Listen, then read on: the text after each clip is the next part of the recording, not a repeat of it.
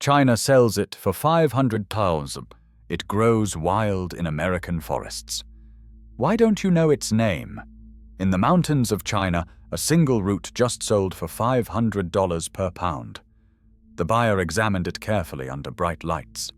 He negotiated for hours. He paid cash. He will resell it for even more to wealthy clients who believe this root holds the secret to long life and vitality. For over 5,000 years, Chinese emperors, warriors, and healers have treasured this plant above almost all others. Wars have been fought over it. Fortunes have been built on it. Entire economies depend on it. At this same moment, in the forests of Appalachia, that exact same plant grows wild under oak and poplar trees. A hiker walks past it without a second glance. A landowner clears it with a brush cutter. A forester steps over it, reaching for timber. They have no idea they just ignored something worth more per pound than silver, more valuable than most things in their bank accounts. This is the same plant, the same root, the same species. In one country, it is liquid gold. In another country, it is invisible. This is the story of American ginseng, the plant that China pays $500 per pound to import from American forests, the plant that most Americans have never seen, touched, or tasted.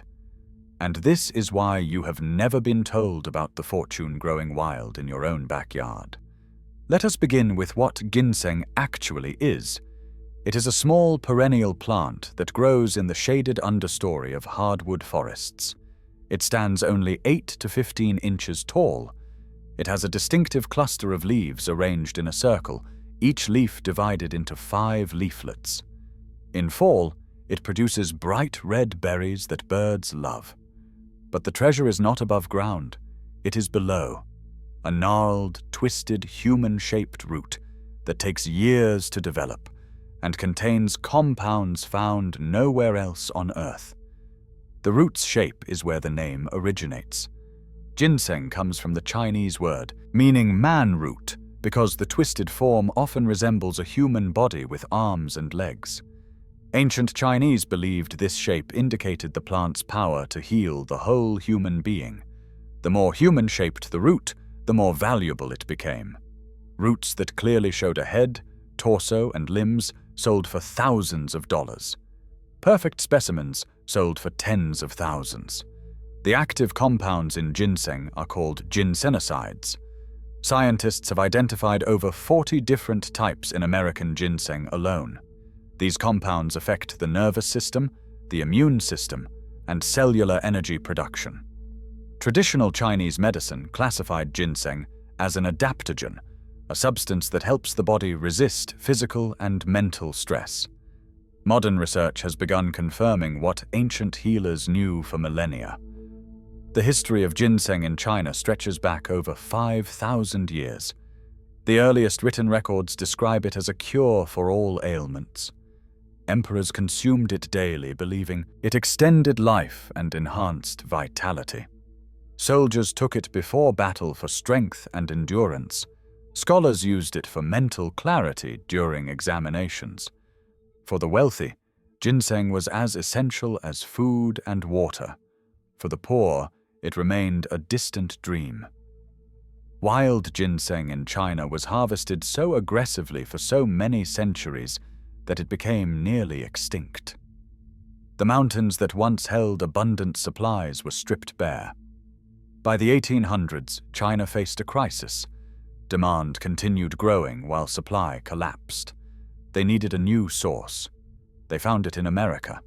When Europeans first arrived in North America, they discovered ginseng growing abundantly in forests from Quebec to Georgia. Native American tribes had used it for centuries. The Cherokee called it the little man and used it for exhaustion and healing. The Iroquois used it for fertility and strength. When Jesuit missionaries learned about its similarity to Asian ginseng, they recognized its commercial potential immediately. The American ginseng trade began in the early 1700s and exploded rapidly. Colonists realized they could earn more money digging ginseng than farming. Hunters and trappers added ginseng to their expeditions. Entire communities organized harvest seasons. Ships loaded with dried roots sailed for China, where buyers paid premium prices. American ginseng was considered superior to depleted Asian varieties. The trade helped finance the American Revolution. Daniel Boone was a major ginseng dealer. John Jacob Astor built part of his fortune on it. For over 200 years, American ginseng remained one of the most valuable exports to China. Fortunes rose and fell with harvest seasons. Families passed down secret digging locations through generations. The Appalachian Mountains became synonymous with ginseng wealth. A single successful season could pay off a farm. A single exceptional root could fund a year of living. And then something shifted in American consciousness. As the country industrialized, wild harvesting lost its cultural status. Factory jobs paid regular wages without tramping through forests. Supermarkets provided food without foraging. The connection between Americans and their wild landscapes weakened. Knowledge of valuable plants faded. Ginseng digging became associated with poverty and backwardness rather than wisdom and wealth. Younger generations stopped learning the old ways. The plant did not disappear. American forests still contain ginseng in every state from Maine to Georgia, from the Atlantic coast to the Midwest. It grows in the same shaded hollows where it always grew. It produces the same valuable roots that China still desperately wants. But most Americans walk past it without recognition. The knowledge required to identify it, harvest it properly, and sell it profitably has been lost by the mainstream population. Meanwhile, China's demand has only increased. Rising wealth created millions of new customers who could suddenly afford ginseng. Traditional medicine experienced a cultural renaissance. Ginseng prices climbed higher every decade. What sold for $50 per pound in the 1980s now sells for $500 or more. The market has never been stronger. A small community of American ginseng hunters still exists. They call themselves seng diggers, and they guard their knowledge carefully. They know which forests hold ginseng. They know how to identify it in every season. They know the regulations that govern legal harvest. They know which buyers pay fair prices. And they know how much money a good season can bring. A single pound of wild American ginseng currently sells for $300 to $800, depending on quality and age. Older roots bring premium prices because they contain higher concentrations of ginsenosides. A root that has grown for 20 years might sell for more than a root that grew for 5. Diggers who find patches of old-growth ginseng have discovered treasures worth thousands of dollars in a single afternoon.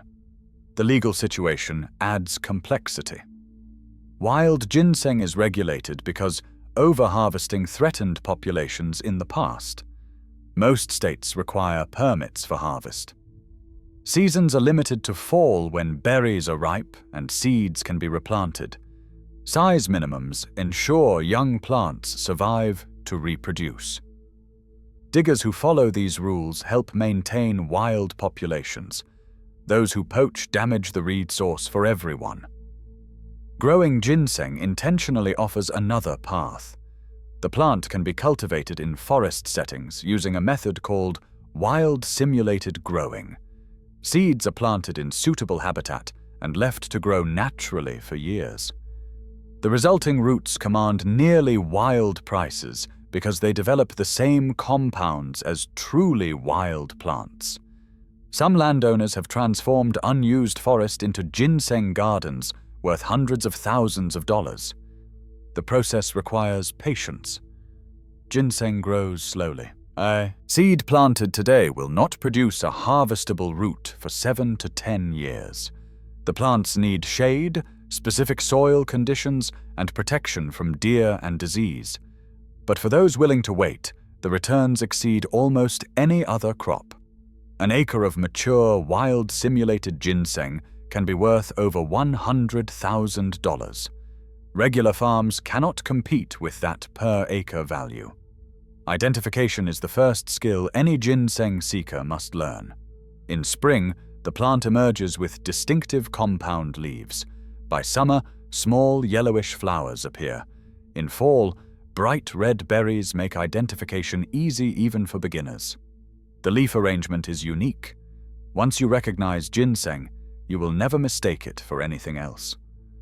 The harvest itself is simple, but must be done carefully. Diggers use small hand tools to extract roots without damage. Broken roots lose value. The berries are planted immediately to ensure future generations. Ethical diggers always plant more seeds than they take, roots. This practice has sustained ginseng populations through centuries of harvest. Processing involves washing and drying the roots slowly over several weeks. Properly dried ginseng retains its potency and commands the best prices. Rushed drying or improper storage destroys value. The difference between proper and improper handling can mean hundreds of dollars per pound. Selling requires connections to legitimate buyers. Asian markets in major cities purchase directly from diggers. Licensed dealers operate throughout Appalachia during harvest season. Online markets connect sellers with international buyers. Prices vary significantly, so experienced diggers shop their roots to multiple buyers before accepting offers. The health benefits that made ginseng valuable for 5 millennia continue attracting modern interest.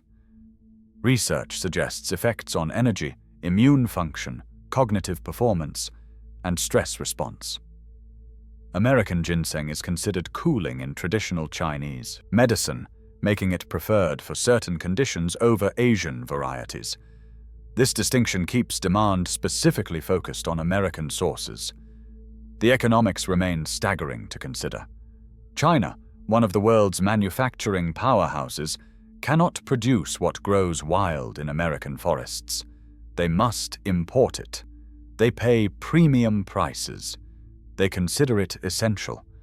And most Americans remain completely unaware this trade exists or that they could participate in it.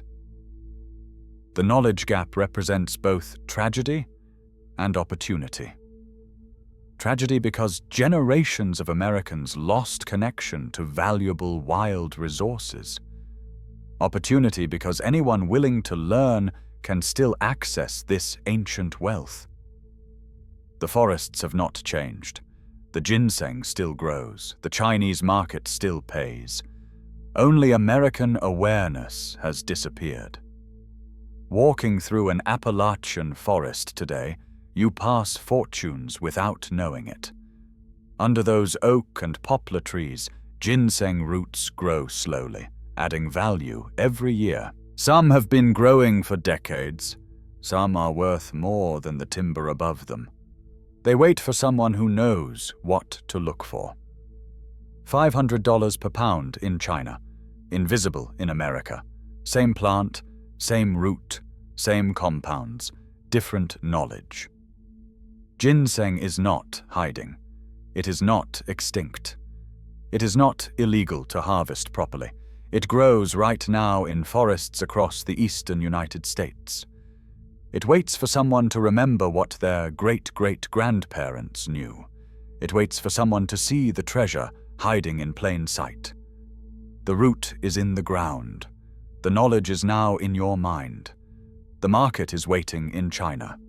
The only question is what you will do the next time you walk through a forest. Will you walk past a fortune like everyone else? Or will you learn to see what has always been there? The Chinese already know its value. Now so do you. If this changed how you see the forests around you, subscribe to this channel, because this is just the beginning. There are dozens of valuable plants growing wild that you have been taught to ignore, and I am going to reveal all of them. Subscribe now, and I will see you in the next one.